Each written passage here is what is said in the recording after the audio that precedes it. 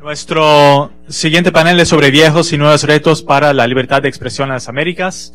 Por favor, le doy la palabra a Fabiola Córdoba del NED, que va a ser la moderadora de este panel. Hola. ¿Aló? Ahora sí. Perfecto. Bueno, bienvenidos nuevamente a este segundo panel. Mi nombre es Fabiola Córdoba, yo soy directora asociada para el equipo de América Latina en la Fundación Nacional para la Democracia. Es realmente un honor para mí estar con todos ustedes hoy y además compartir este panel con todos estos excelentes presentadores. Tal vez brevemente, a modo de presentación, quisiera presentarles quiénes estamos aquí. Primero, a mi izquierda, Edison Lanza, que es originalmente de Uruguay y además es el relator especial para la libertad de expresión en la Comisión Interamericana de Derechos Humanos. Luego, Iván García, que es originalmente de Cuba y es colaborador del periódico El Mundo América y también un columnista en el Diario de Cuba. A mi derecha, Ewald, tu apellido te lo voy a decir mal, Scharfenberg. Periodista y escritor venezolano con 30 años de experiencia, ha contribuido de manera muy cercana con la investigación de los papeles de Panamá y ahora trabaja con Armando.info. Y a mi derecha, a Andrea Bernal, que es periodista ecuatoriana, radicada en Colombia y con NTN 24. Pues, bienvenidos a todos. El tema del panel de hoy, de este segundo panel, son los desafíos, los antiguos y los nuevos desafíos para la libertad de expresión. Y pensé que a modo de introducción, Edison nos puede dar una overview de todos los grandes temas que siguen en la agenda latinoamericana. Y luego le daremos la palabra a cada uno de los panelistas para hablar de los países tal vez más difíciles de la región. Y luego, obviamente, abriremos para la discusión a todo el público. Gracias. Muy bien, hola, sí, me escuchan. Gracias y, bueno, buenos días de nuevo, por mi segunda intervención. Nosotros estamos publicando desde la Relatoría Especial para la Libertad de Expresión el viernes el informe anual correspondiente al año 2017, que es un instrumento muy importante que tiene la Relatoría para monitorear la situación de libertad de expresión, poner de presente cuáles son los principales problemas en cada país. Hay un capítulo dedicado específicamente a cada país del continente. Es un trabajo que desarrollamos durante todo el año con un proyecto especial. Y desde ya que advierto que cada uno de los países que hoy vamos a tocar tienen un desarrollo muy exhaustivo, incluso Cuba, por supuesto, que también consideramos que está bajo la jurisdicción de la Comisión, aunque el gobierno cubano no responda a nuestros requerimientos. Entonces, como primera cuestión, y este paneo general que se me ha solicitado, voy a hablar de algunas tendencias más bien generales, de números generales que estamos viendo transversalmente a lo largo de la región, y luego sí podemos hablar de los países específicos si les parece. Lo primero, digamos, como tendencia a destacar, es justamente lo que se hablaba en el panel anterior, el regreso del periodismo a la primera escena del campo de la libertad de expresión. Para la relatoría, digamos, no hay libertad de expresión sin democracia. La libertad de expresión obviamente, es uno de los elementos centrales, y a su vez los medios de comunicación y los periodistas son el vehículo tal vez más importante para mantener informadas a las sociedades.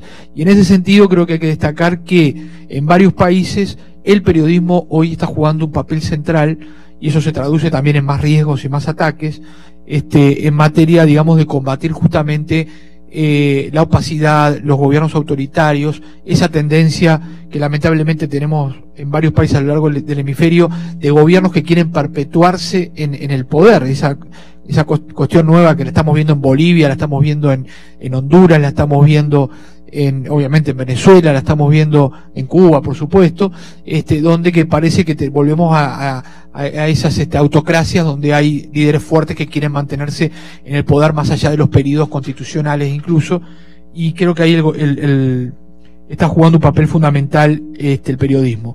Y lo segundo, estas campañas de desinformación que han tenido lugar en redes sociales y que han vuelto también a poner la atención en la necesidad del periodismo, en esto que terminábamos con optimismo de ver en el panel anterior, de que, bueno, en este mundo de caos informativo e incluso de campañas deliberadas de desinformación, creo que este es un elemento nuevo que en 2017 vimos, porque, bueno, noticias equivocadas o imprecisas o que no son, digamos, que no reúnen todos los elementos de veracidad, siempre existieron, y rumores siempre existieron. Pero lo nuevo de 2017, este fenómeno de fake news o noticias falsas, es que hay alguien que crea un medio falso para deliberadamente inyectar información falsa en la sociedad. Entonces, de ahí creo que el papel del periodismo vuelve a ser relevantísimo. ¿Cuáles son brevemente los problemas más frecuentes que hemos detectado? Primero, decir que durante 2017 la relatoría documentó 900 casos de incidentes que tienen que ver con afectaciones a la libertad de expresión. De esos 900 incidentes, un tercio corresponden a situaciones de agresiones a la prensa. Esto es asesinatos, intimidación, secuestros, ataques contra medios de comunicación, etcétera.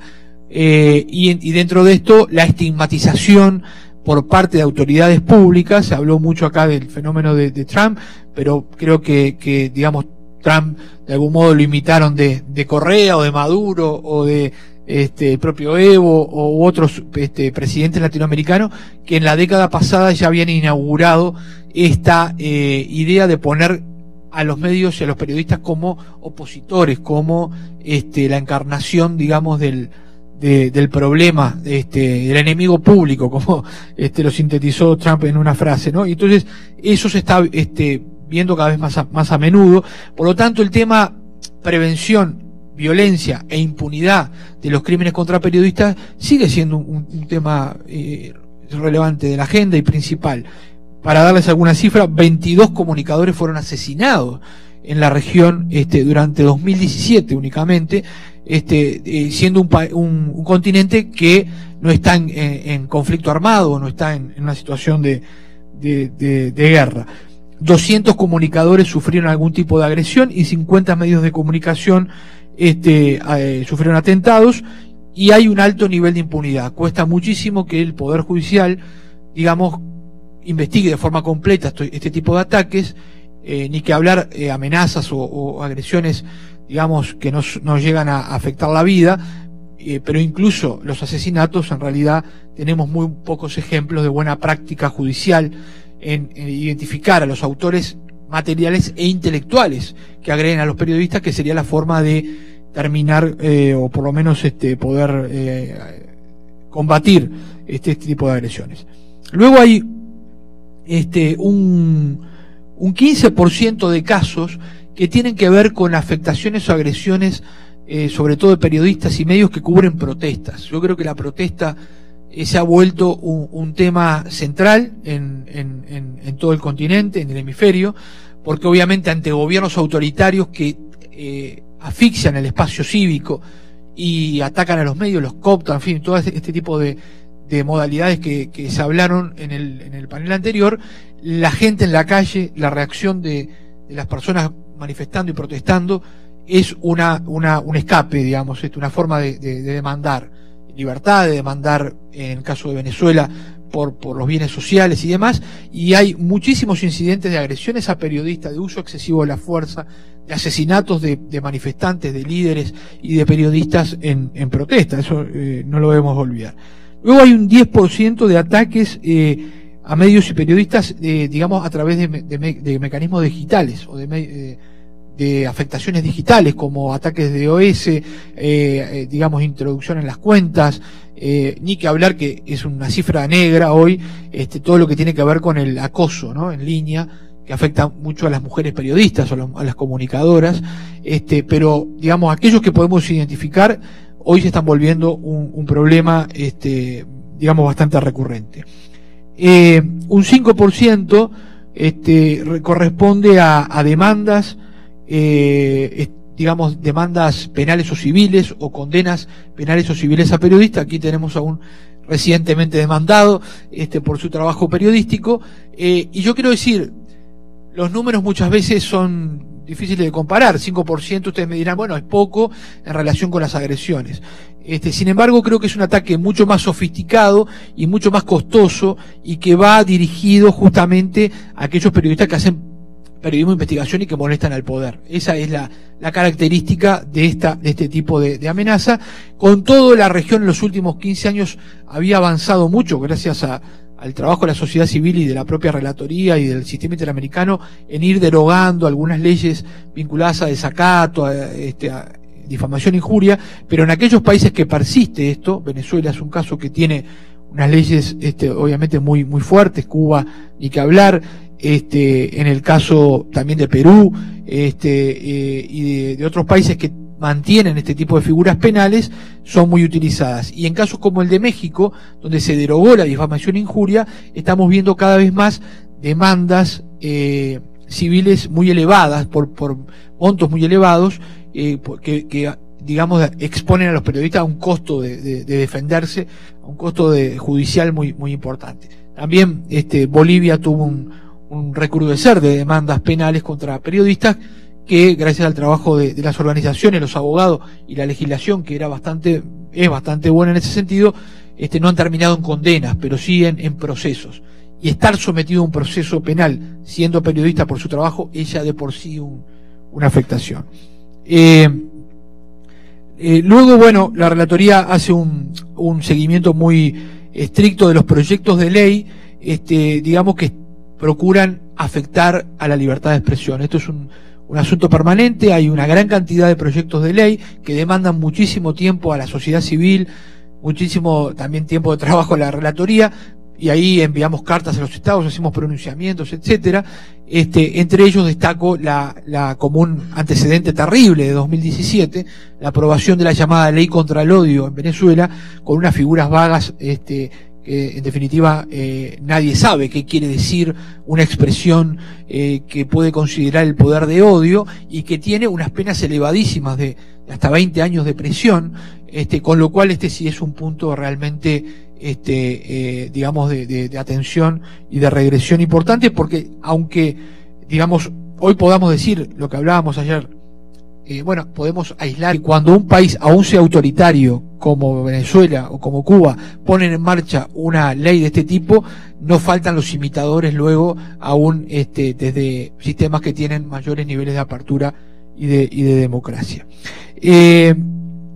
Y un dato bien importante que digamos me gustaría dejar, y es que en estos 900 casos que hemos documentado, el 40% de los ataques, los agresores son funcionarios públicos o estatales. Quiere decir que todavía tenemos mucho trabajo para hacer en cuanto al respeto de quienes tienen que proteger la libertad de expresión y que se convierten en agresores de la libertad de expresión a lo largo y ancho de todo el continente. Obviamente el crimen organizado y el recrudecer, sobre todo en Venezuela, pero también se ha denunciado en Honduras, por ejemplo, del uso de fuerzas paraestatales, ¿no? De grupos de base, o de grupos que son más o menos armados, o de las propias maras en El Salvador o en Honduras, para atacar a la prensa, pero coludidos con el poder, y ni que hablar el crimen organizado coludido con el poder en el caso de muchos estados en México, ¿verdad? Con lo cual también es un elemento importante. Finalmente, para cerrar, alguna nota positiva para no dejarlos deprimidos, más la nieve y tal y todo esto, y es que hay países que han seguido, que han continuado los avances en materia de acceso a la información pública. Bahamas aprobó una ley, Argentina puso en marcha su órgano, primero la ley y segundo el órgano de protección de la ley, y su ex relator Eduardo Bertoni es el encargado de hacer cumplir esa ley, así que le vamos a exigir unos buenos estándares ahí a Eduardo, pero creo que es un avance. También el Poder Judicial crecientemente está convirtiéndose en un garante de la libertad de expresión en muchos países, con buenas sentencias que las recopilamos en un anuario primero, y también en nuestro informe anual. Dicho sea de paso, estamos haciendo un trabajo muy a veces cansador, pero silencioso, de trabajar con las escuelas judiciales y con la capacitación de jueces en la región, porque creemos que son la primera barrera contra el autoritarismo, y ahí tenemos que apuntar. Y en algunos países como en Paraguay y en Colombia tenemos algunas buenas primeras sentencias en materia de impunidad contra periodistas, donde los fiscales empiezan a descubrir no solo que al periodista lo asesinaron y lo asesinó un gatillero, sino que además fue ordenado ese asesinato por alguien que quería callarlo y silenciarlo, que es como la verdadera forma, digamos, de lograr justicia en un caso de asesinato de periodistas. Muchas gracias. Muchísimas gracias. Ahora pasamos con Andrea. Sí. Buen día. Sí, ahí estamos mejor. Bueno, Edison da un diagnóstico un poco de la región, y yo trabajo en Noticias RCN y NTN 24 en Colombia, y por experiencia propia sabemos qué es la censura.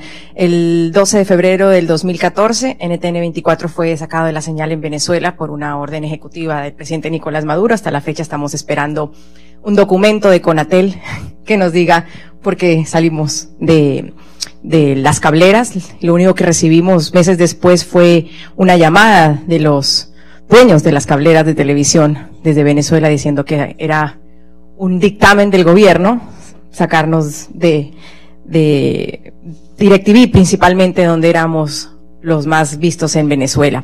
Y cerrando sin duda alguna una ventana muy importante para los venezolanos, porque a raíz de esa cobertura de las protestas es donde Leopoldo López es sentenciado y enjuiciado, y hoy es un preso político en Venezuela.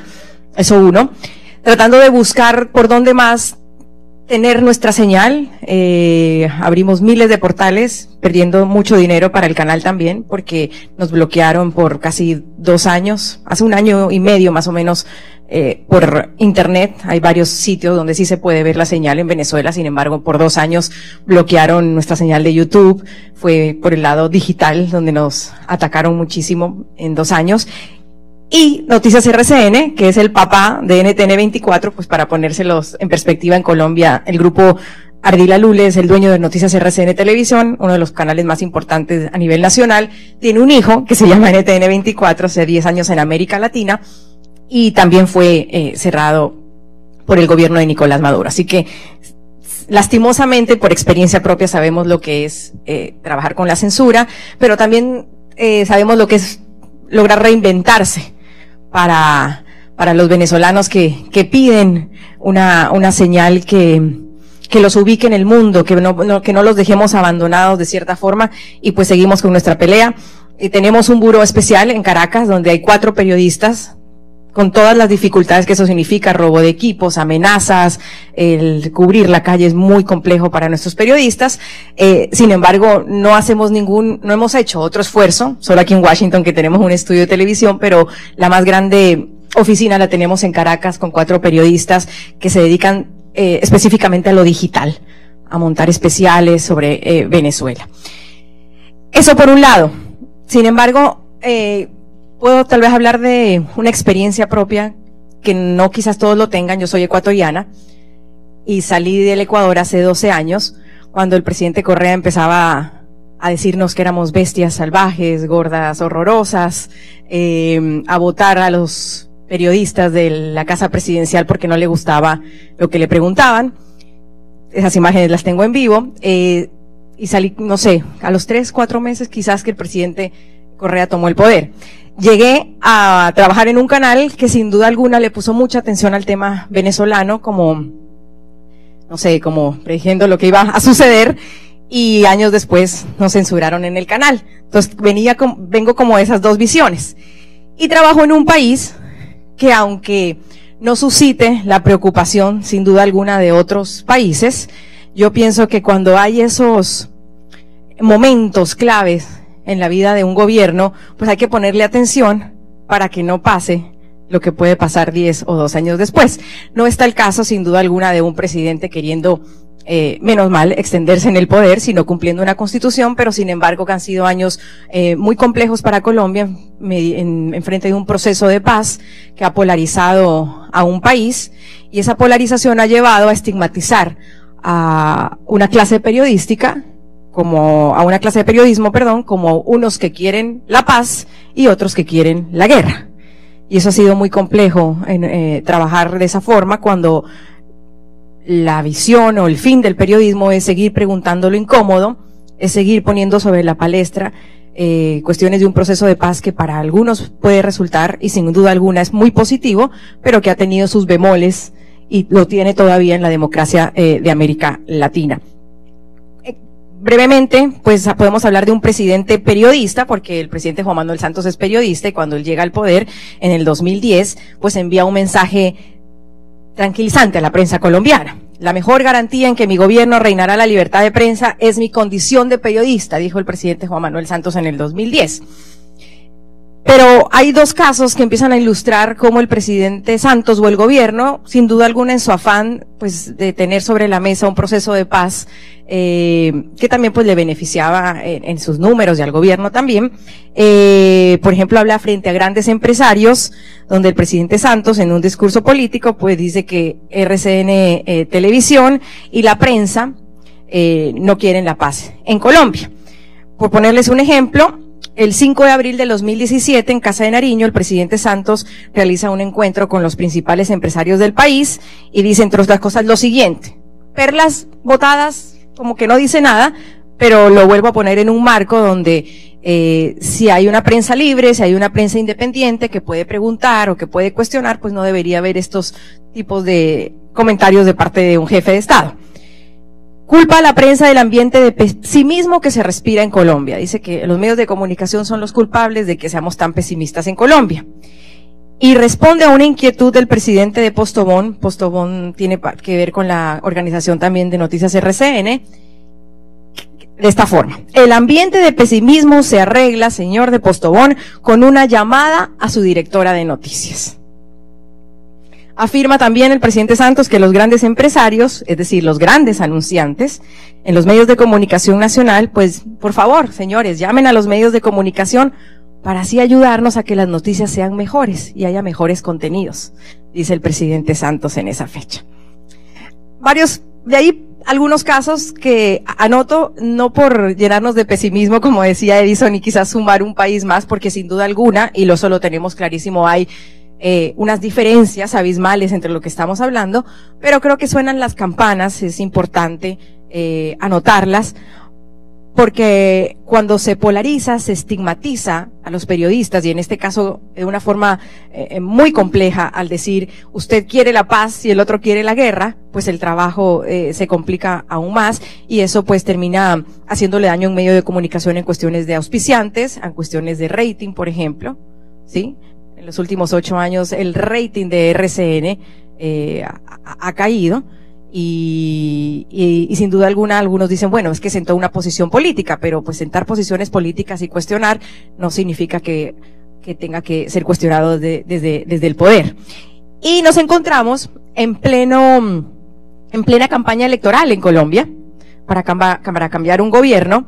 ¿Qué dicen las encuestas? Bueno, la última, la de ayer, le da un amplio margen al señor Iván Duque. Sin embargo, yo creo que Colombia se juega entre dos modelos, ¿no? El centro un poco perdido, pero entre dos modelos, que es una izquierda del señor Gustavo Petro y pues una derecha. ¿Y qué pasa en una campaña electoral donde también hay que estar muy atentos de cualquiera que gane? Es cuando el populismo, que puede ser de cualquiera de los dos lados, pueda llegar al poder.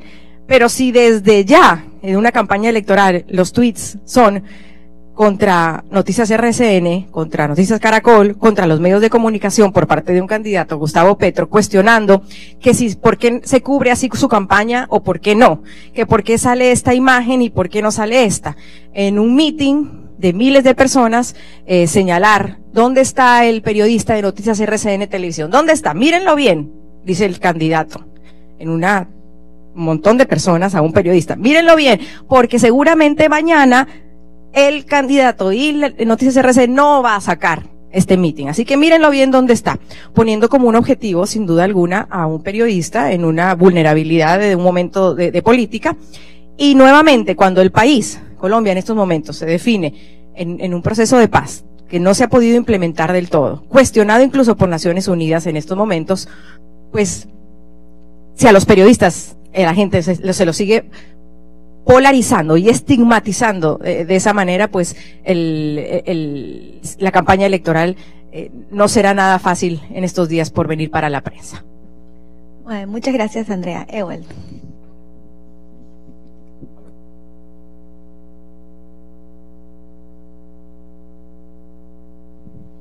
Aló. Ok. Bueno, buenos días. Quiero iniciar agradeciendo a Fundamedios, a sus partners en este evento y bueno, a los quienes ustedes pudieron atravesar esta primera nevada de primavera, ¿sí? Que fue me imagino que fue una labor heroica para cada uno de ustedes. Sí, como decía Edison hace unos minutos, pues creo que mi presencia y el valor de mi testimonio en este foro tiene que ver con el hecho de que desde noviembre pasado no quiero decir todavía exiliado porque es una condición, digamos, suena como muy definitiva, digamos, asumí, digamos, una salida preventiva de Venezuela a partir de una demanda, pues, ¿no? Y eso puede llamar la atención porque uno podría decir, y creo que aquí debe haber muchos colegas, que una demanda puede ser algo casi cotidiano para un periodista, sobre todo un periodista de investigación, que si seguimos la definición clásica del periodismo de investigación, básicamente lo que va a hacer es exponer hechos que el poder no quiere que se hagan públicos, pues, ¿no? Entonces, obviamente, siempre va a haber fricciones, conflictos, y muchos de esos conflictos van a terminar en un tribunal. Entonces, uno podría decir, ¿por qué algo tan, digamos, relativamente cotidiano lleva a esta persona fuera de su país? Entonces, a mí me gustaría hacer ahí un cierto preámbulo para darle contexto a esto, pues, ¿no? Como ustedes saben, regímenes como el venezolano, que luego tuvieron ciertas réplicas en Ecuador, en Bolivia, en Nicaragua, por supuesto. Nicaragua con frecuencia lo tenemos bajo el radar, fuera del radar, y Nicaragua probablemente fue el precursor de muchas cosas que estamos viendo. Son regímenes que no se quieren hacer ver como dictaduras, pues, ¿no? De hecho, por ejemplo, hoy día que estamos aquí reunidos, un elemento que todavía después de 20 años de chavismo divide a la oposición venezolana es la caracterización del régimen, pues, ¿no? Hay una cierta ala de la oposición que dice que es dictadura y que si no se hace ese diagnóstico nunca se podrá combatir con éxito al régimen. Hay otros sectores de la oposición que no compran ese punto, pues, ¿no?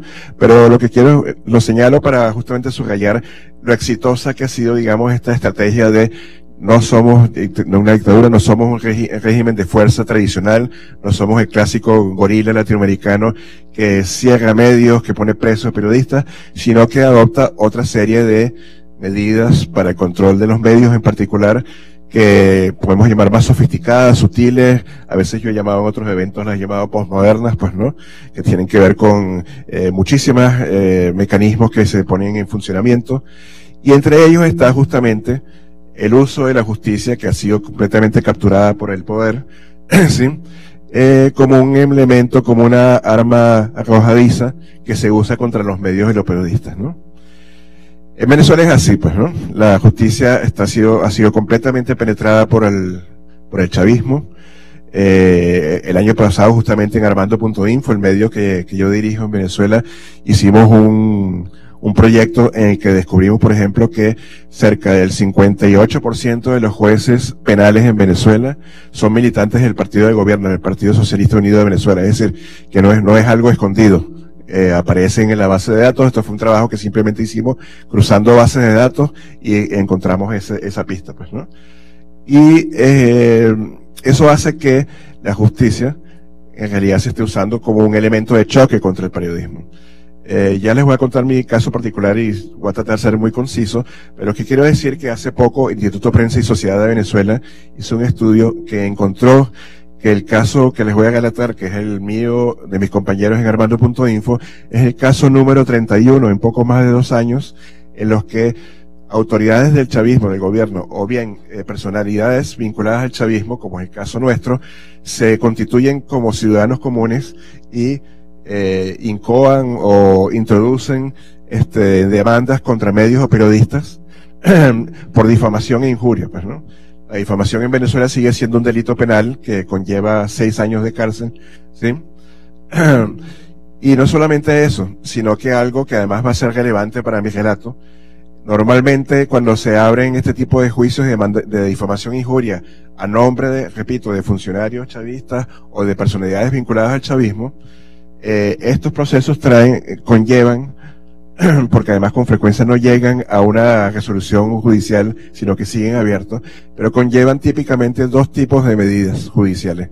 Una es la prohibición de salida del país del periodista, del medio, etcétera, y otra es la prohibición de la mención de la contraparte, pues, ¿no? El demandado es supuestamente protegido por el tribunal, diciendo, estos medios ya no pueden nombrar a este señor que está demandando, y bueno, obviamente eso coarta la posibilidad de seguir cubriendo ese caso. Hay casos que han trascendido, creo que universalmente, algunos incluso las organizaciones internacionales le han seguido la pista. Famoso el caso de Tal Cual, por ejemplo, en los diarios Tal Cual y El Nacional, cuyo en el caso del Nacional, su propietario y editor está en el exilio. Teodoro Pekov, que es el director de Tal Cual, no solamente ha tenido que, digamos, ser sometido a un régimen de presentaciones constantes ante el tribunal, etcétera, no puede salir del país, pero además, como es una persona ya de edad avanzada, pues, ¿no? Finalmente el tribunal ha decretado una especie de muerte ciudadana de Teodoro Pekov, en la que le ha despojado, le ha inhabilitado de todos los derechos, pues, ¿no? Entonces, en nuestro caso, fuimos demandados por, fíjense, qué curioso, un ciudadano colombiano, pues, ¿no? Un ciudadano colombiano que es parte de una dupla de colombianos que han hecho una gran fortuna, pero cuando hablo de grande, es realmente grande, pues, ¿no? Son contratos de 500 millones de dólares, 1.000 millones de dólares, etcétera, son dos ciudadanos que han hecho una gran fortuna con el chavismo. Uno llamado Alex Saab, otro llamado Álvaro Pulido Vargas, pues, ¿no? Y estos, desde hace 3 años, en el portal que yo dirijo, en diferentes reportajes, han surgido estos nombres, ¿no? La primera vez fue en un caso justamente con Ecuador. Hicimos un reportaje con el Universo de Guayaquil y con el Nuevo Herald de Miami, que encontramos que estos nombres, estos empresarios, estaban en un esquema de fingir exportaciones desde Ecuador hacia Venezuela para justamente tener acceso a dólares baratos, digamos. No sé si ustedes conocen la situación venezolana, pero una de las cosas más codiciadas en Venezuela es el dólar, pues, ¿no? Hay una sed de dólares, y el gran negocio que ha habido en Venezuela es tener acceso a dólares baratos que son cedidos por el Estado para luego venderlos más caros y hacer unas fortunas enormes, pues, ¿no? Luego encontramos estos mismos personajes en otra historia de una misteriosa empresa petrolera colombiana llamada Trenaco, que de pronto consigue un contrato de 3.000 millones de dólares de PDVSA, la petrolera estatal en Venezuela, y para hacer corto el cuento, pues estaban detrás de estos personajes, ¿no? Y finalmente los hemos encontrado en el último negocio grande que queda en Venezuela. Como ustedes saben, mi país está atravesando una grave crisis económica desde hace un par de años, pero aún queda ciertos ingresos petroleros que permiten financiar grandes negocios, pues, ¿no? Y quizás el último que queda se llama los CLAP. Quien ha seguido la situación en Venezuela probablemente sepa que es una especie de programa de distribución de alimentos en las zonas populares donde está la clientela electoral del gobierno. Y bueno, como el chavismo se encargó de destruir la base industrial y productiva en Venezuela, pues todos esos alimentos deben ser importados. Y la importación de esos alimentos se ha convertido también en un gran negocio, pues, ¿no? Básicamente se están importando en este momento desde México, y lo que descubrimos es que una de las principales empresas que han capturado este negocio es de estos dos ciudadanos colombianos, pues, ¿no? Estamos hablando de negocios nuevamente de 3.000 millones de dólares por contrato, etcétera, que son cifras pues apreciables. Sin embargo, este señor Saab, uno de los dos ciudadanos colombianos, encontró que nuestras informaciones tenían una intención difamatoria y introdujo una demanda en nuestra contra, justamente clamando eso, pues difamación e injuria. Pero es interesante para que entendamos el contexto de esto, que esta empresa que nosotros descubrimos que a través de un esquema offshore, que no nos quiero aburrir con los detalles, estos colombianos la controlan desde Hong Kong, ¿sí? Es la misma empresa que cuando la fiscal Luisa Ortega Díaz abandona el país a mediados del año pasado y termina en Colombia, dice que es una empresa del propio presidente Maduro, pues, ¿no? Es decir, lo que está diciendo que estos personajes que nosotros estamos identificando son intermediarios o testaferros del presidente Maduro. Eso no lo hemos comprobado nosotros, pero lo dice Luisa Ortega Díaz, y lo traigo a colación para que sepamos que de alguna manera probablemente nuestra contraparte es el presidente Maduro, no necesariamente unos empresarios colombianos. Entonces, cuando se introduce esta demanda, encontramos que el abogado de nuestra contraparte es un abogado muy cercano, Diosdado Cabello, un personaje muy poderoso en mi país, pues, ¿no? La juez, que además, aparte de este dato que les voy a decir, sin embargo, hace un mes renunció al tribunal por las presiones que hay en el caso, ¿sí? La juez nunca había fallado contra el chavismo, pues, ¿no? Y viendo todos estos elementos, pues, y hablando por supuesto con nuestros abogados, bueno, encontramos en cierto momento que era inevitable que se fallara en nuestra contra, pero no solamente eso, sino que, como les dije, se nos implantaran medidas de prohibición de salida del país y sobre todo, lo más importante, de mencionar a nuestra contraparte, que cosa que sabíamos que queríamos hacer, seguir mencionando a la contraparte. De hecho, ya luego de que nos hemos instalado en Colombia, ahora vivimos en Bogotá, las 4 personas que tuvimos que exiliarnos de Venezuela por el caso, pudimos publicar, por ejemplo, un reportaje que a través de análisis químicos encontramos que la leche en polvo que estas personas están importando para las cajas CLAP, ¿sí? En realidad no es leche en polvo, sino que es otro producto lleno de sodio, bajo en proteínas, etcétera, pero no es leche en polvo, pues, ¿no? ¿Sí? Entonces, en vista de todo esto, decidimos, bueno, salir del país, no solamente para evitar ir a la prisión, que ustedes saben que las prisiones en Venezuela son el infierno, ¿no? Sino que además queremos seguir informando y si queremos dar las luchas de periodismo.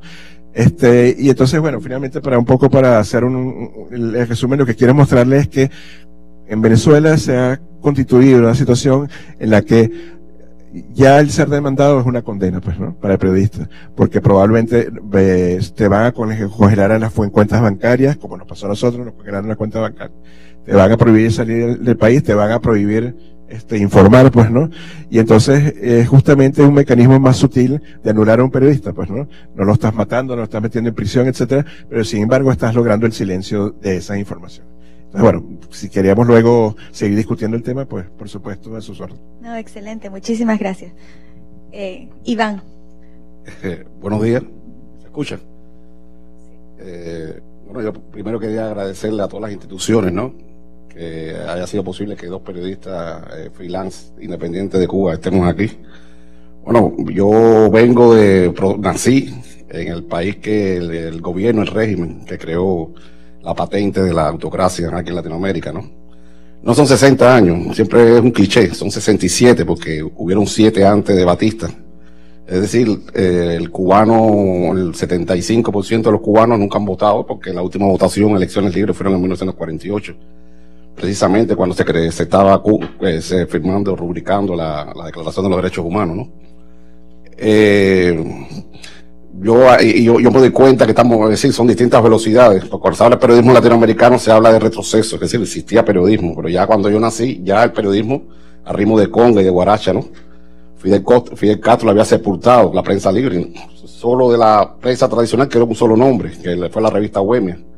Es decir, se creó un nuevo periodismo revolucionario, donde, para mi gusto, los periodistas son más amanuenses y voceros que periodistas, ¿no? Entonces ya en los años 90, principios, finales del 89, empieza a surgir voces por su cuenta, independientes. Los primeros grupos de periodismo independientes se afincan en los 90, y luego, qué sorpresa, a pesar de una represión donde encarcelan en el 2003, que se cumplen en estos días 15 años, a 75 opositores, entre ellos 27 periodistas, a día de hoy en Cuba hay alrededor de 250 o 300 periodistas trabajando dentro de Cuba, sin ninguna ley que lo ampare. Es decir, no es problema de pedir un permiso, ¿no? No podemos tener un periódico, abrirlo, fundarlo en nuestro propio país, es ilegal.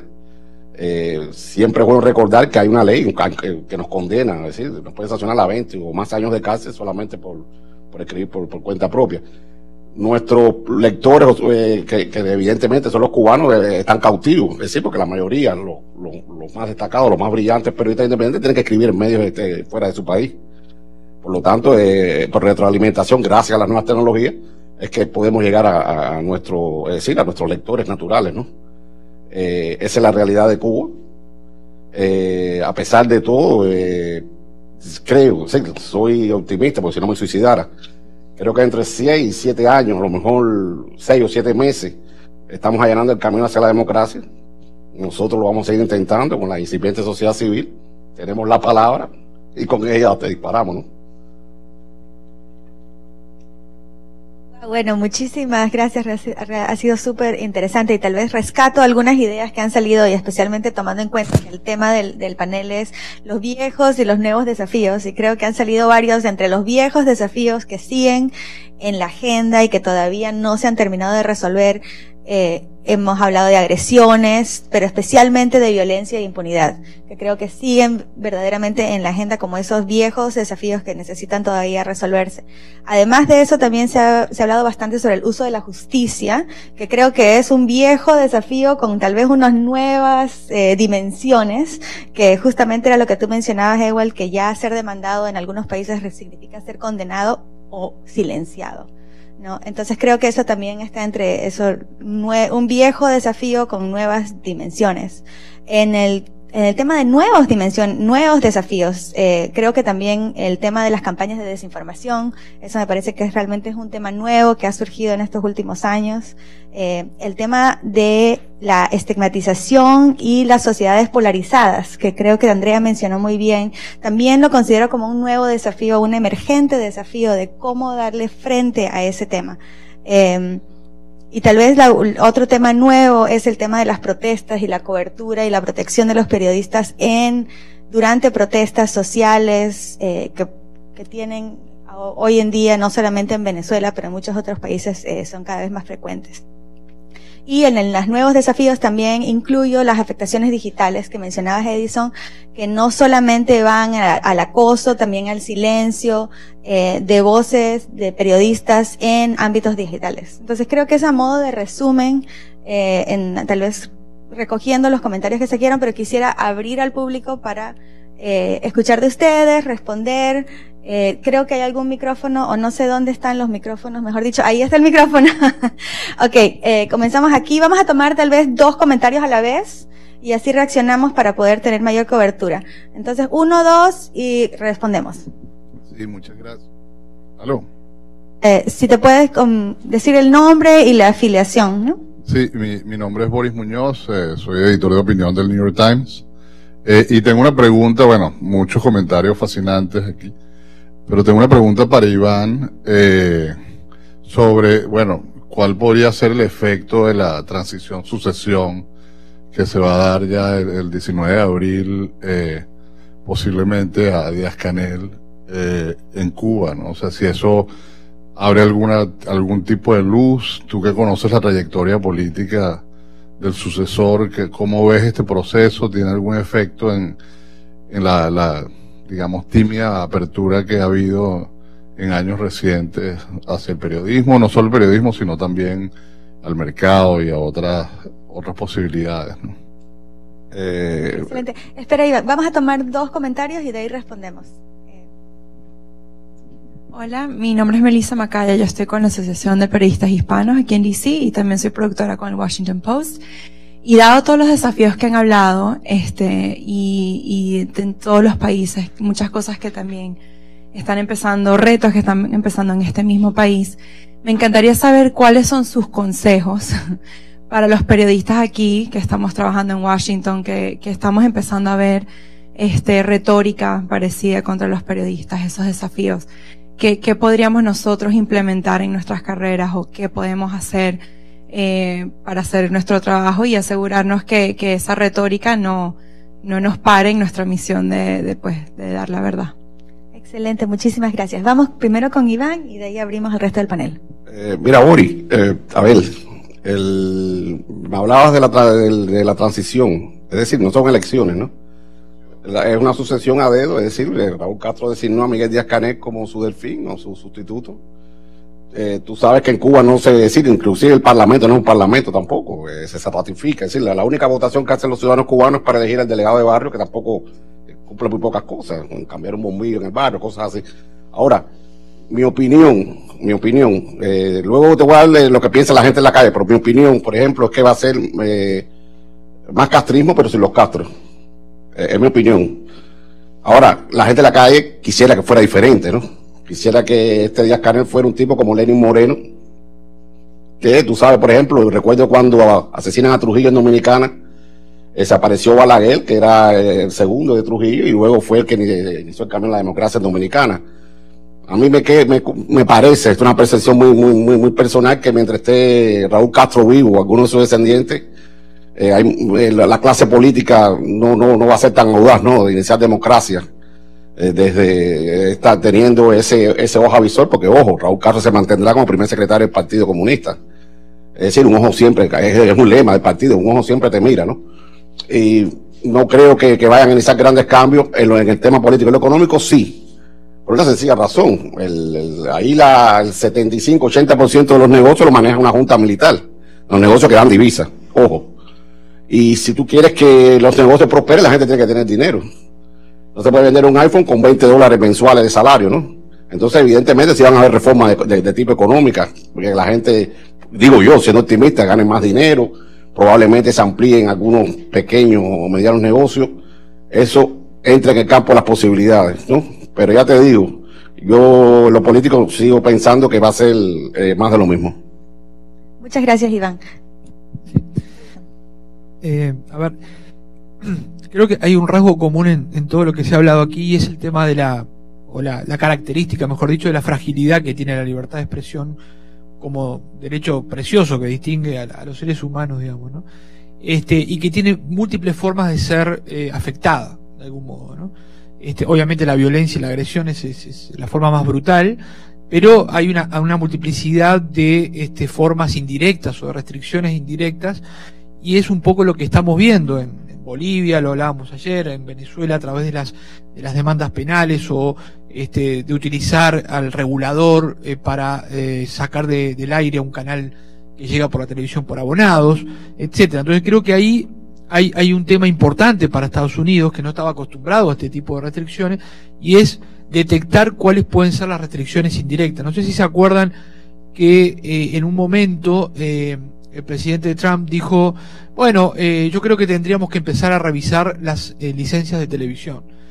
Ese tipo de cosas son realmente llamados de atención muy preocupantes y muy digamos, hay que prender todas las luces de alarma, y ahí los periodistas tienen que, y las organizaciones, hacer un trabajo, digamos, de defensa de la libertad de expresión, explicándole a la gente qué significa suprimir una licencia de televisión o sacar un canal del aire en un canal por cable por la línea editorial de ese canal. Así empezó el caso de RCTV versus Venezuela, que terminó con la destrucción de ese canal, que era el principal canal y medio privado periodístico del caso de Venezuela. Entonces creo que ahí hay un asunto importante para estar permanentemente alerta y reportar y explicarle a la gente estas cosas que muchas veces no la tiene clara. Nosotros, que estamos todo el día en esto, creemos que la población tiene claro este tipo de artilugios, pero muchas veces no lo tienen claro.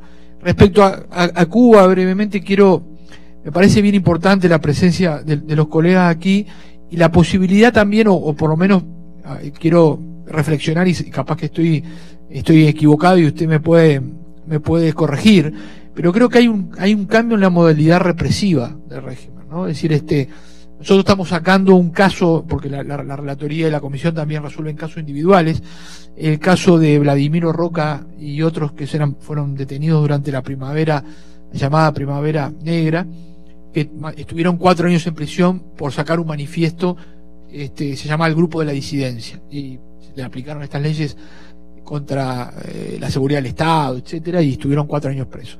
Yo creo que ahora, cuando el régimen detecta un periodista que empieza a hacer periodismo independiente en Cuba, o que se empieza a comunicar, o que empieza a hacer activismo, o líderes de organizaciones, los detienen durante algunos días, los sueltan, les impiden salir del país. En fin, hay una modalidad represiva para que no parezca que es una dictadura, sino que son, digamos, pequeñas detenciones. Ahí es un tema que me gustaría ahí profundizar. Y finalmente, lo último, el tema de la polarización en Colombia, creo que es preocupante. De hecho, nosotros emitimos un comunicado hace algunos meses, porque justamente de los dos polos había ataques y estigmatizaciones muy duras hacia los periodistas, descalificándolo, y creo que también ahí tenemos que llamar la atención. A veces los periodistas normalizan este tipo de ataques, diciendo, bueno, es parte del oficio, hay que tener cuero duro y nos van a decir cosas, y yo creo que no, porque creo que una cosa es la crítica a la nota periodística, es decir, bueno, alguien involucrado no le gustó, tiene algo que responder, por supuesto que es legítimo, pero cuando la descalificación es usted está a favor de la guerra, usted es un deshonesto, es una prensa corrupta, es una prensa enemiga del pueblo, etcétera, ya son descalificaciones que afectan la libertad de expresión. Excelente. Creo que hay muchos temas en agenda. Quiero darle la oportunidad a Andrea a responder al tema de polarización y también a Iván para que responda el tema de Cuba, pero primero Ewald, si quiere responderle a la amiga. Sí, a la colega, no sé si está funcionando esto bien. Ok, sí, a la colega me parece que algo que hemos aprendido de Venezuela a posteriori y muy tarde, pero que me gustaría recomendar, es que hay que reforzar los vínculos con la comunidad y con el público, ¿no? Hace días veía con envidia, obviamente no la suerte de los periodistas, sino la reacción de la ciudadanía. Han visto que asesinaron a una periodista de investigación en Malta y luego a un periodista de investigación en Eslovaquia. Repito, eso no es lo que envidio, ¿no? Pero lo que sí envidio es que la gente salió a la calle, ¿no? Salió a la calle a reclamar qué está pasando, que están matando a periodistas, que están pasando. Y eso es algo que en Venezuela no ha pasado ni pasará, creo yo, pues, ¿no? Sino que a todo este asunto que trajo el chavismo, digamos, le precedió una especie de enajenación entre público y periodismo y medios, ¿no? En la que buena parte del público incluso llegó a ver que la prensa es parte del establishment y que no, más bien son como unos privilegiados diferentes a nosotros, gente de la calle, pues, ¿no? Yo creo que hay que acercar nuevamente eso. No tiene que ser, obviamente no estoy hablando de campañas publicitarias, ¿no? Sino que se entiende, el ciudadano vuelve a entender por qué es importante que yo tenga unos medios plurales que me estén diciendo incluso cosas que me desagradan, pues, ¿no? Porque creo que algo importante y que tiene que ver mucho con los ámbitos, los entornos polarizados, Andrea me dirá si me equivoco o no, es que, así como decía antes Edison, si ahora hay campañas de desinformación deliberadas, muchas veces que vienen desde el poder, pues, ¿no? Y quizá eso sea uno de los aspectos nuevos que han permitido hablar de fake news, etcétera. Creo que algo que también le corresponde es que hay una parte del público que está muy dispuesta a creer en esa fake news, ¿no? Porque le cae mal el medio, porque le cae, ¿no? Algo que un colega argentino, Miguel Viñaski, llamaba la verdad deseada, pues, ¿no? Hay una parte del público que desea esa verdad, pues, ¿no? Y ahora, cosa que no pasaba hace 20 años, hay tal fragmentación en los medios que en realidad uno se puede construir un menú de medios de consumo según mi gusto, pues, ¿no? Y en lo que siempre voy a ver ratificados mis prejuicios y mis gustos. Entonces, bueno, lo que quiero justamente es decir es que me parece que lograr nuevamente que el ciudadano a pie entienda que estos medios me están haciendo un servicio a mí, me parece que es algo clave y que hay que abordar con cierta antelación, viendo cómo se está configurando el entorno aquí en Estados Unidos. Excelente aporte. Andrea. Es que lastimosamente pienso que ha sido como una receta en América Latina, y cuando pensamos que quizás nunca iba a llegar a Estados Unidos, nos encontramos con una realidad. Por eso hablaba de los populismos de derecha y de izquierda. Y cuando son muchas mentiras dichas, pues se vuelve una verdad. Entonces estos políticos que han querido llegar a nuestros países, sin duda hacer un cambio, algunos han logrado cosas importantes en, no sé, en sus primeros meses, días, en términos tal vez sociales, pero ese populismo pues los ha emborrachado de poder, llevando, como decía Edison, a querer perpetuarse en el poder, a cambiar constituciones, y ahí vienen las leyes de comunicación, y vienen las leyes Mordaza, y viene de poner como un objetivo, en Colombia se dice objetivo militar, que en cierto punto pues termina siendo un objetivo, el periodista o un medio de comunicación, porque critica a cierto candidato o porque cuestiona ciertas políticas del gobierno.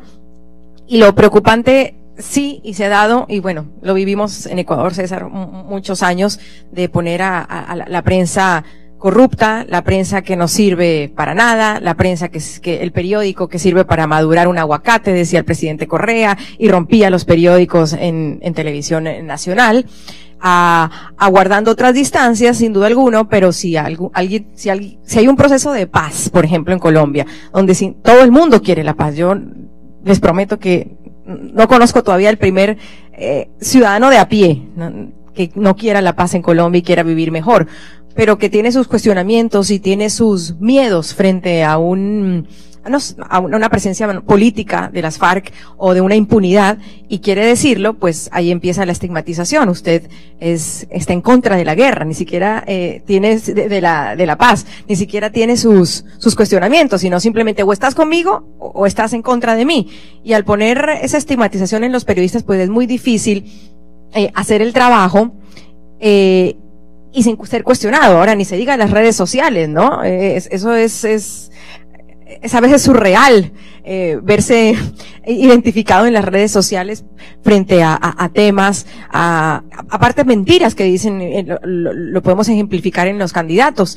El señor Gustavo Petro decía hace unas semanas atrás que Noticias RCN nunca había hecho una cobertura de los asesinatos de los líderes sociales en Colombia. Y se pudo demostrar que hemos hecho en solo un mes 10 reportajes sobre eso. O el día de las elecciones, cuando fue este bochornoso acto en Colombia de tener que votar con papeletas fotocopiadas, porque no alcanzaron las papeletas, créanlo o no, sucede en Colombia. La registraduría tuvo que ir a sacar fotocopias de emergencia porque se acabaron las de una consulta, sobre todo la de la consulta de la derecha, se acabaron en los centros de votación. Y el señor Gustavo Petro dijo que también se habían acabado la de la izquierda y que los medios de comunicación solo habían cubierto la de la derecha. RCN Noticias se dio la labor periodística, como la debe hacer, de ir a los lugares donde Gustavo Petro había dicho, las mesas donde había dicho, y comprobamos que las papeletas de la consulta de la izquierda estaban ahí y que no hacían falta como él decía. Entonces, mentiras a medias y querer poner a un medio de comunicación, y no solo Noticias RCN, en general dice que los medios no lo cubren a él, que no cubren sus ruedas de prensa, y cuando uno lo invita yo trabajo en radio también, en la FM de RCN, tenemos una invitación con varias preguntas que le hemos hecho públicamente, pues él dice que no responde a una invitación donde están abiertas las puertas para todos los candidatos que ya han pasado por nuestra sala de redacción. Entonces, es muy complejo trabajar así, y si es en campaña electoral, pues yo creo que sí hay que estar muy atento, como dice Edison también, es que esto es normal. No, yo no siento que nada es normal. Los periodistas podemos preguntar, y si nos equivocamos, y si hay que rectificar, porque también existen las vías para que las personas que se sienten ofendidas pues puedan hacerlo y uno rectifica. Pero hay formas, y las formas son las que están poniendo en peligro nuestra labor y también la democracia, porque al final los que salen lesionados son los ciudadanos, y eso el ciudadano de a pie todavía no ha logrado entender. Creen que se ataca al medio, se va a acabar el medio, van a cerrar el medio, bien, porque odio ese medio, o que bueno, van a votar a Andrea Bernal porque me parece horrible cómo hace las noticias, o pésima periodista. No, al final el lesionado es el ciudadano, no es el periodista. Bueno, muchísimas gracias. Quería volver a Iván, tal vez sobre el tema de Cuba.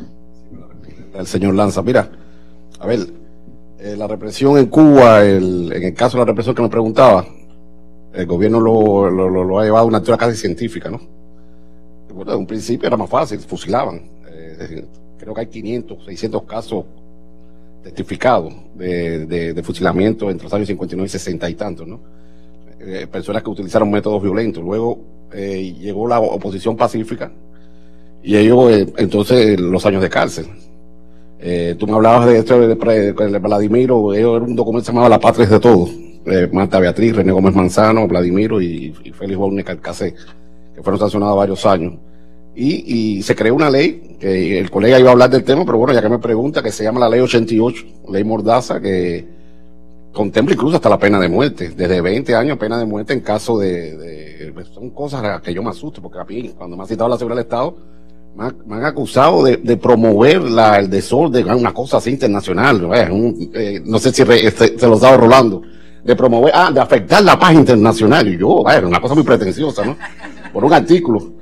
Pero bueno, hasta ahora no han llegado a encarcelarme, es decir, son situaciones muy puntuales. Ellos han cambiado porque recuerda que esto también, la oleada represiva tuvo su costo. La Unión Europea, muchos países del mundo, inclusive seguidores del castrismo, como el escritor portugués Saramago, renunciar, es decir, tuvo su costo, evidentemente, y ellos han renunciado a esto de muchos años de prisión y han optado ahora por la represión esta dura y pura. Es decir, estás cubriendo cualquier evento dentro del país, como lo de Rosa María, darte una galleta, unos cuantos bofetones, cosas que se puede soportar, ¿no? De mi tamaño, ¿no? Más o menos. Detenerte unas horas, cosas así. Pero siempre te liberan. No dejarte viajar, porque es un gobierno que se abroga ese derecho. Tengo un amigo aquí en Estados Unidos que el sábado su madre falleció con 90 y tantos años y no pudo ir a Cuba a darle su último adiós, ¿no? Porque el gobierno tiene ese derecho de que los cubanos quienes pueden entrar y quienes no. Ese es pero la represión continúa de una manera diferente, pero es una fauna. Ya yo veo que no te matan, por ejemplo, allá los periodistas como en México no te matan, ellos asesinan la profesión y no necesariamente tienen que matarte para. Muchas gracias. Tenemos tiempo para tal vez 1 o 2 rondas más de preguntas. Comencemos aquí y aquí tomamos 2 y volvemos en la misma dinámica. ¿El micrófono? Bueno, comencemos allá entonces, y es que el micrófono está por allá. Muchas gracias a todos los panelistas, realmente muy importante todo lo que comentan y gracias por estar ahí y defender la libertad de expresión. Soy Dagmar, comunicadora ecuatoriana, en estado pasivo ahora mismo, pero retomando la comunicación.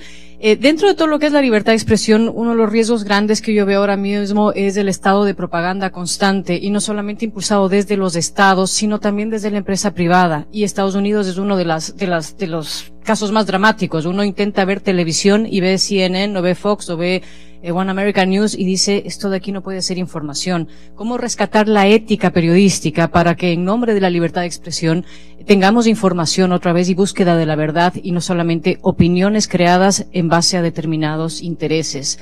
Me parece que es una parte importante también de la libertad de expresión. Ok, gracias. Aquí. Es para el webcast, necesitamos él. Muchas gracias. Otra pregunta para Iván. Sí, ¿te puedes identificar? Mary Speck. Yo trabajé yo soy una periodista recuperando y también trabajé con International Crisis Group durante varios años. Una pregunta para Iván García. Quisiera saber si los cubanos tienen acceso a lo que escriben o transmiten los periodistas independientes. Y si no, ¿de dónde sacan la información? Me imagino que hay cada día menos confianza, o tal vez no, pero hay confianza en los medios oficiales, y si no, ¿dónde realmente pueden sacar información sobre los cambios importantes en el país? Muchas gracias. Y creo que Mike tenía una réplica o una pregunta en esta ronda. Gracias a todos los panelistas por las excelentes intervenciones.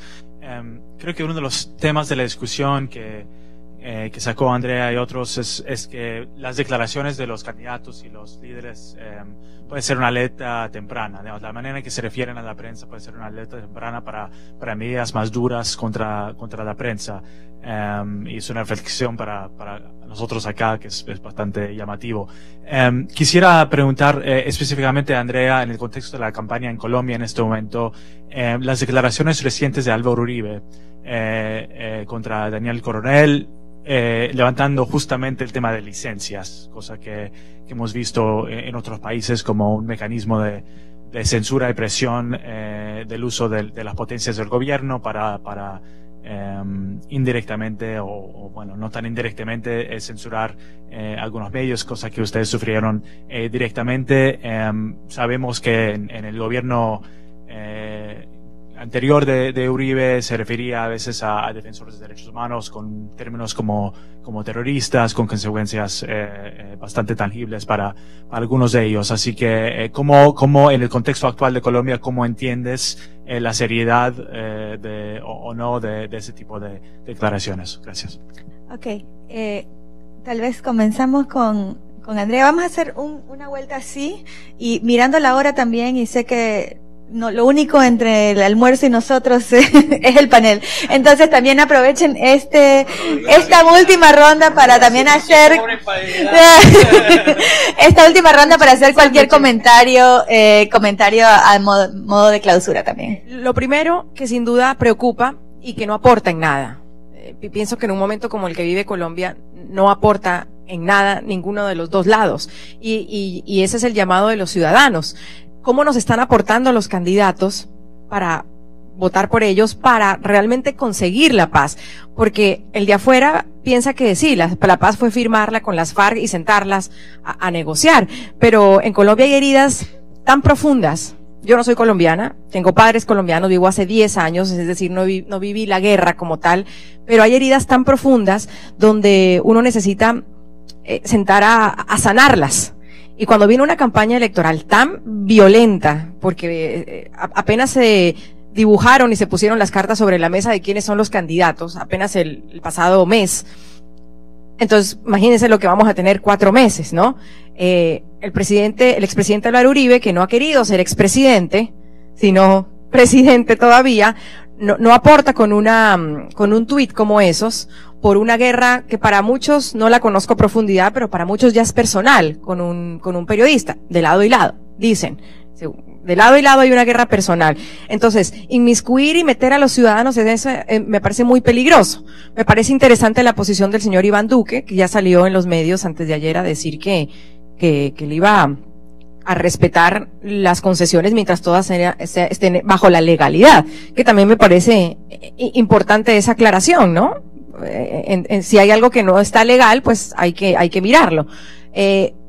Pero, ¿qué dices? Yo lo que pienso es que no aportan en nada, y ese es mi temor cubriendo las candidaturas, que no nos están aportando, no nos están ayudando a cerrar heridas, no nos están ayudando a realmente conseguir una paz en Colombia que se necesita. Hay un pleno proceso del ELN discutiéndose en Ecuador, que tampoco sabemos cómo va a pasar, que en 5 meses sin duda no se va a cerrar y que le va a quedar el balón al próximo presidente. Entonces, ¿qué va a hacer el próximo presidente con unas plenas negociaciones, con un proceso de paz que no está implementado y abriendo más al país hacia o usted está conmigo o usted está en contra de mí? Entonces, mi temor más grande en cuanto a eso no es que sea la derecha o la izquierda o que estamos con uno o con otro, no, es la polarización, son las heridas que ninguno de los 2 candidatos o de los 3 o de los 4, lastimosamente el centro en Colombia no ha cogido la fuerza que debería, no se quiere incluso juntar cuando se han hecho pedidos grandes de la derecha, del centro, perdón, para unirse, no han querido,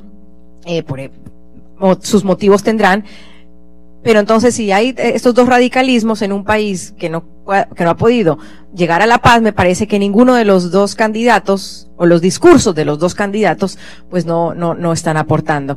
Y solo para contarle a Dagmar, ella tiene mucha más experiencia del periodismo que yo, muchos años en Ecuador, la queremos mucho allá.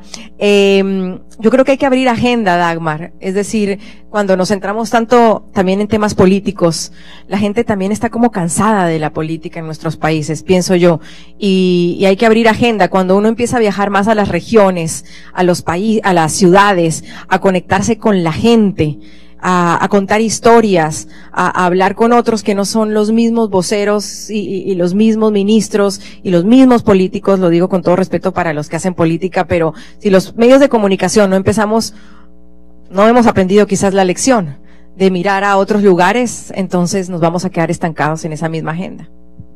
Muchísimas gracias, Andrea. Ewell. Sí, una reacción rapidita que me parece un complemento relevante, y aprovechando que tengo un tiempito ya viviendo en Colombia y que me ha permitido hacer unas comparaciones, que así como Mike dice de estas declaraciones que pueden tomarse como una amenaza del presidente o expresidente Uribe, también hay que notar que un tribunal le ordenó al presidente Uribe retractarse porque había calificado a Daniel Coronel de narcotraficante, pues, ¿no? Sí.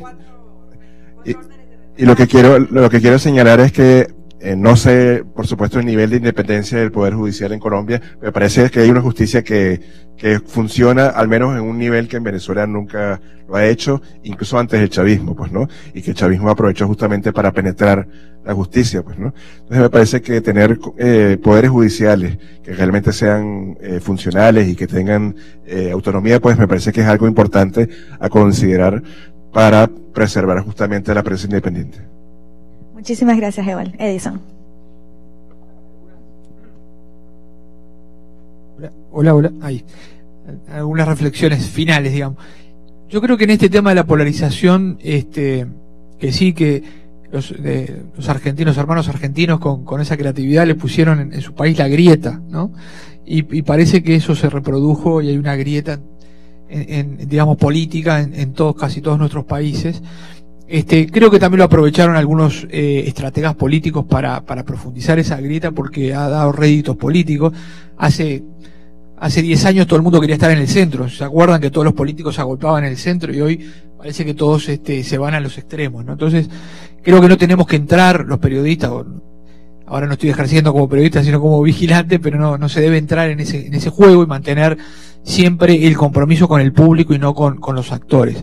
Lo segundo es, creo, desde el derecho también internacional y del derecho constitucional, recordar algo que a veces olvidamos, y es que los funcionarios públicos, si bien tienen obviamente derecho a la libertad de expresión como todos los demás ciudadanos, tienen obligaciones especiales, ¿no? Es decir, tienen la obligación de dirigirse con rigor, tienen la obligación de respetar, digamos, a los actores políticos, sociales, al periodismo, cuando se expresan y afectan derechos, y tienen la obligación también, aunque cada vez es menos, más utópico, digamos, de ser veraces, de darle información veraz al público, ¿no? Entonces, en esta cosa de la normalización de lo anormal, creo que también sería bueno recordar estas cosas cada tanto a los funcionarios públicos, porque tienen asumen una responsabilidad que quisieron. Nadie les dice, venga, por favor, sea presidente. No se matan por ser presidente, toman coimas para ser presidente. Entonces digo, si hacen un esfuerzo tan grande y asumen una responsabilidad institucional, tienen obligaciones diferentes. Lo último es respecto a la interesante pregunta sobre el pluralismo. Ahí yo creo que las emergencias que hay en la región nos están impidiendo hablar de cosas que también son importantes, y también son importantes para la democracia, como el pluralismo mediático, el pluralismo en los medios y en el sistema de medios. La verdad que cuando asumí hace 4 años pensé que iba a ser o yo quería que fuera uno de mis temas, pero uno lo tiene que postergar cuando, digamos, si los medios están siendo atacados, uno no se puede poner, digamos, a distinguir, bueno, acá falta o no. Ahora, de todos modos, creo que siempre subsiste la obligación positiva del Estado, de los Estados, de buscar el pluralismo. Creo que ahí hay una cosa que se nos pasó por alto en este debate de 2017 sobre las tendencias, y tiene que ver con la derogación de la norma de neutralidad de la red aquí en Estados Unidos por parte de la FCC. Creo que eso es un riesgo también muy grande contra el pluralismo, porque si hay algo que Internet, digamos, más allá de las amenazas y todo esto que hemos hablado, ha mejorado, es la posibilidad de que, como Armando Info y como otros emprendimientos con un poco de capital y mucho talento periodístico, se puede tener un medio de comunicación, y la neutralidad, la derogación de la neutralidad o la supresión de la neutralidad de la red puede afectar eso, porque tiende a concentrar en las grandes empresas de telecomunicaciones el poder de gatekeeper, de decir quién puede pasar o no, y seguramente va a haber que pagar para tener un medio en línea si esto prospera. Entonces digo, ahí hay una amenaza fuerte para el pluralismo.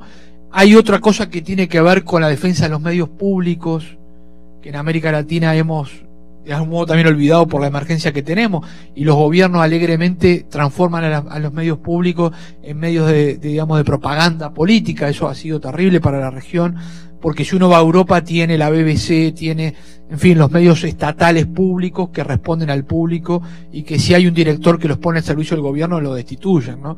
Y acá todo lo contrario, destituyen a los que quieren hacer periodismo independiente en los medios públicos para poner cooptados o militantes directamente políticos en los medios públicos, ¿no? Y luego, bueno, hay toda una serie de gama de medidas que se deberían tomar. Ahora, hay una lección importante también sobre el tema de la ética periodística de estos últimos años. El caso de Ecuador creo que es el más claro. Es decir, Ecuador hizo una ley para dictarle a los medios cuál es la ética correcta que deben seguir desde el Estado, y puso un órgano a controlar eso y a sancionar económicamente a los medios que se apartaban de la ética periodística, y fue un verdadero desastre, ¿no? Es decir, terminó en medios que fueron perseguidos, que casi fueron clausurados. Entonces, creo que ahí hay una discusión. Yo preferiría que fuera dentro del gremio periodístico. Obviamente, yo entiendo que muchas veces los medios de comunicación dicen, yo tengo código de ética periodística, nunca lo publican, nunca se sabe, nunca se conoce. Eso es una autocrítica, pero creo que hay que insistir en que para no tener la intervención estatal, o sea, para impedir que el Estado intervenga en ética, los medios sí tengan discusiones éticas, ¿no? Excelente, gracias, Edison. Iván. Primero después le respondo, no se me ha olvidado. Mira, yo no creo en izquierda de tanto y derecho, creo en buenos y malos gobiernos, ¿no? A mí me parece que todos los gobiernos no pueden dominar nada más, gobernar para sus partidarios, deben gobernar para todo el mundo. que votó y el que no votó por ti, está empezando. Y se sigue, es mi percepción que en Latinoamérica se ve el gobierno, las instituciones públicas como un trofeo de caza, ¿no? La gente va a robar. Eso es, por eso es que yo creo, porque a pesar de tener tan buenos estrategas militares como Bolívar, Sucre, Páez, no creo que Washington haya sido superior. Sin embargo, después, cuando llegaron al poder, muchos fueron dictadores, de una forma u otra. Entonces yo creo que es mejor un buen gobierno o un mal gobierno. A ver, la buena noticia es, por ejemplo, Suiza, que ahora es la meca, cuando todo el mundo quisiera ser como Suiza, pero como dijo Gabriel García Márquez cuando le dieron el premio Nobel de literatura nosotros tenemos 500 años nada más de fundado, ¿no? Ellos tienen 3.000, cuando llevaban 500 años eran mercenarios y eran campesinos toscos, ¿no? Entonces, vamos a esperar que de aquí avancemos a eso. Yo creo en los mejores, en los buenos gobiernos, no tanto si es de izquierda o de derecha. Y en cuanto a la señora, mire, la sociedad esta delirante y absurda, la gente se inventa, existe una economía de mercado negra que es la que funciona. Entonces, no hay carne de res por la libertad de racionamiento, pero la gente la compra en el mercado negro. Las vacas desaparecen ahí, es increíble. Hemos codiciado una vaca que una persona. Bueno, de hecho, te condenan a más años por matar una vaca que por matar a una persona. Es decir, es una cosa increíble, ¿no? Y entonces con la información pasa lo mismo. Los radios rusos, soviéticos, de la era soviética tenían onda corta y la gente, yo que crecí en esa etapa podía escuchar la onda corta, la BBC, la BOA. Es decir, siempre que ha querido informarse se informa, no había internet. Y me informaba. Entonces se crean negocios, ¿no? La gente que trabaja en los aeropuertos vende los periódicos, el New York Times, el Washington Post, el Nuevo Herald, con retraso lo leía, ¿no? Una semana, a veces 15 días. Por ejemplo, me enteré que, no sé, noticias así como que ganó la Copa Libertadores, son cosas delirantes de 15 días después, pero bueno, me enteraba, ¿no? Y entonces sí, esas cosas pasan. Y ahora, por fin, Cuba apostó que sí, que había que entrar al internet, no quedaba otra, porque no es solo informarse, internet son muchas cosas. Y la sociedad, evidentemente, iba a estar en el siglo feudal si no apostaba por la internet. Y el 4 de julio, fecha del Día Nacional de Estados Unidos, porque a él le gustan mucho las metáforas, o todas estas ondas así de comparación con Estados Unidos, te abrieron 118 salas de internet a un precio, esto es lo malo, $4.50 la hora, es un tercio del salario promedio en Cuba, que luego se han ido rebajando a $1, sigue siendo muy caro, excesivamente caro. Pero evidentemente la gente cuando va a pagar $1 no va a ir necesariamente a leer el Nuevo Herald ni Diario de las Américas o El País, ¿no? La gente va a las redes sociales a comunicarse con su familia. Entonces, de momento, toda la internet por el momento es una herramienta meramente comunicacional. El 70% es hablar con los 2 millones de cubanos que están al otro lado del charco, ¿no? Pero el que quiere informarse, por ejemplo, tiene antenas parabólicas ilegales, porque en Cuba no están permitidas, y accede sacrificando, a lo mejor, no sé, un plato de comida a leer otro tipo de información o a confrontar otro tipo de información que los medios oficiales no publican. Y es ahí donde llegamos nosotros. Es decir, también, claro, los activistas hacen su trabajo con discos de DVD, queman la información y se la dan a la gente. La radio, por ejemplo, la radio Martí, que la gente sí te escucha, sobre todo fuera de La Habana, porque tiene mucha interferencia. Entonces te vas siendo conocido en tu país, ya la gente se te acercan a plantearte tus problemas, que va de todo, de una ama de casa que te dice que no, mira, no hay huevo, hace 3 semanas, hasta una persona que te da una información valiosa sobre un caso de corrupción, ¿no? Es decir, yo creo que ha cambiado de hace 20 y tantos años la fecha y nos ayuda sobre todo las nuevas tecnologías. Bueno, muchísimas gracias Iván, Edison, Ewald, Andrea. Creo que ha sido un excelente panel, hemos aprendido mucho, especialmente sobre estos casos difíciles y estos nuevos y históricos desafíos a la libertad de expresión. Los invito, creo, ahora a pasar al almuerzo y después retornamos al panel 3.